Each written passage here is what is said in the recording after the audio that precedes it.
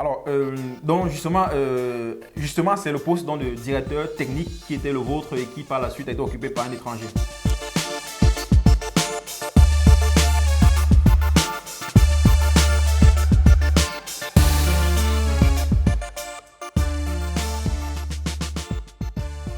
Oui, directeur technique qui était, voilà, par la suite, on va prendre sans.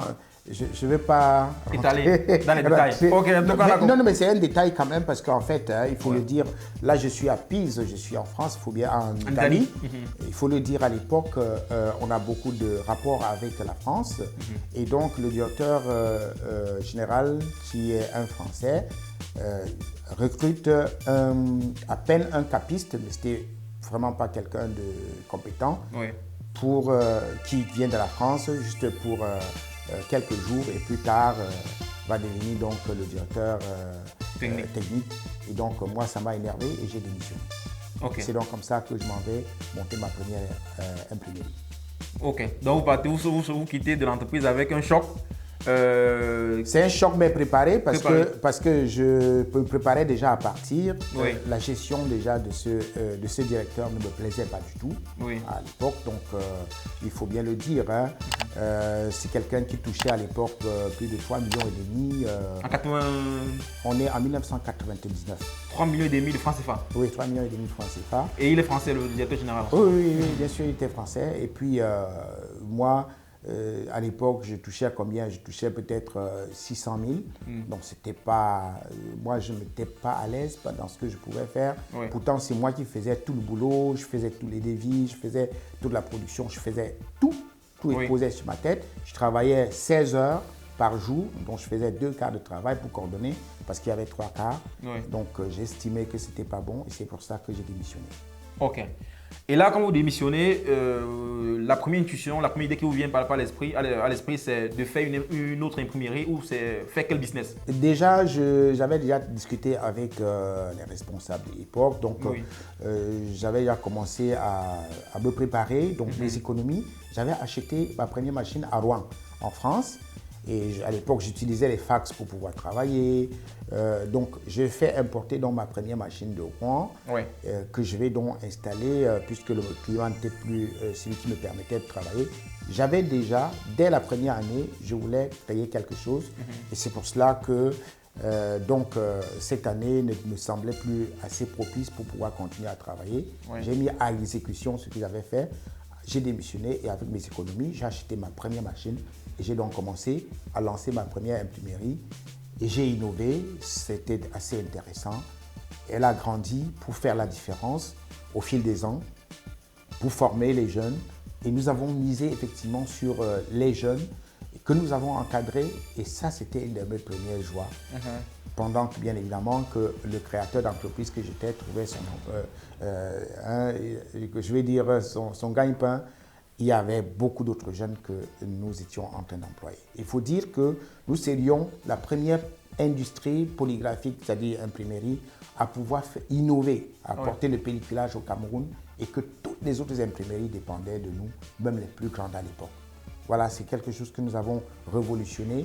Et quand on avait quelque chose de difficile dans le métier, on revenait directement vers nous pour dire, mais tiens, il faut aller à Alpha Print. Alpha Print, dont le slogan était bien la qualité d'abord et qui reste la qualité d'abord. Ok, très intéressant, monsieur Nanfrak Simon. Voilà, donc on va donc cheminer avec Alpha Print de 1999, donc à partir de cette date-là, pour repartir complètement. Et vers les années 2008, nous avons créé Elecma. En 2011, nous avons créé Alpha Print de Chang. Ensuite, nous avons créé, on a fait un partenariat avec Trevo Cameroun. Après, nous avons créé le laboratoire d'analyse médicale Fleming. Nous avons créé le centre médical Bionatura. Et entre autres, on aura créé Business Solution Provider, donc pour les entreprises.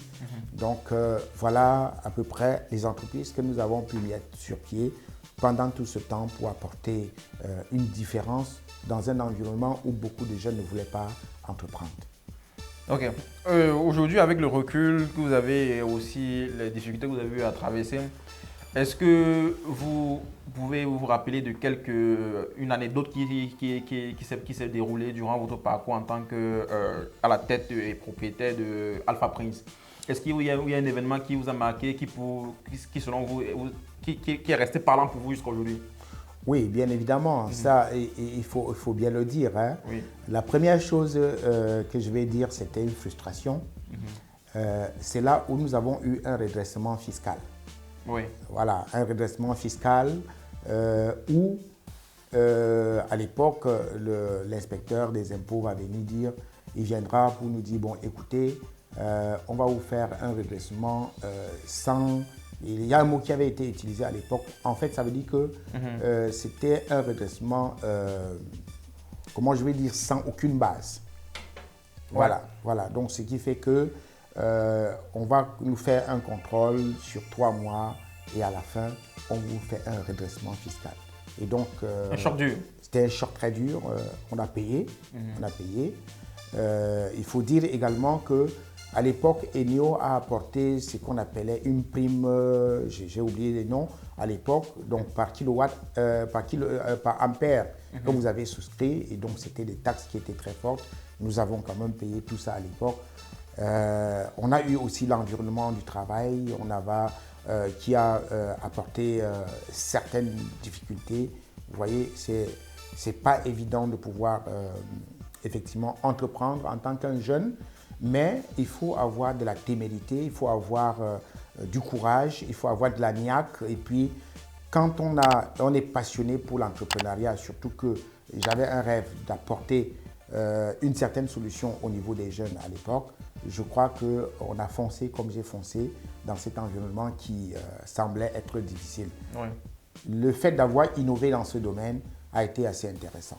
Nous avons également eu des marchés que nous avons fait. Par exemple, le livre scolaire que nous avons fait à l'époque, c'était préfacé par le frère Mendozé, professeur Mendozé, avec le professeur Fernandez qui est encore vivant aujourd'hui, pour lequel nous n'avons à peine eu que le 8e de la somme qui était prévue.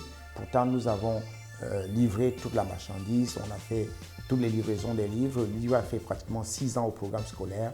Et nous avons été complètement balayés. Oui. On n'est pas rentré dans notre production. On a également donc ça c'est donc la plus grosse erreur de votre business. Que nous avons fait, voilà, donc vous avez vendu à crédit. Vous avez vendu à crédit. Avoir fait confiance sur la production des livres. Des livres scolaires, voilà. Okay. La même chose s'est répétée avec un certain anglophone, oui. Qui faisait les livres anglophones.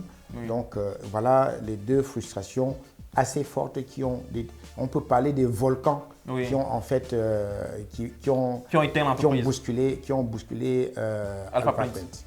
Voilà. Ok.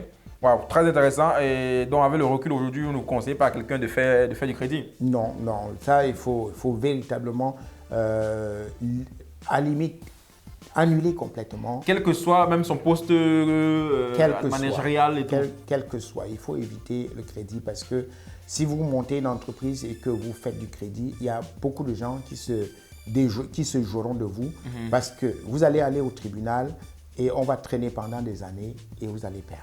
Alors, vous allez perdre votre temps, votre argent et même si vous gagnez, en fait, vous avez perdu. Beaucoup de temps. Je crois qu'il faut limiter. Il vaut mieux ne pas produire que de produire à crédit. Ouais. Extrêmement important, c'est un conseil que je donne aux uns aux autres.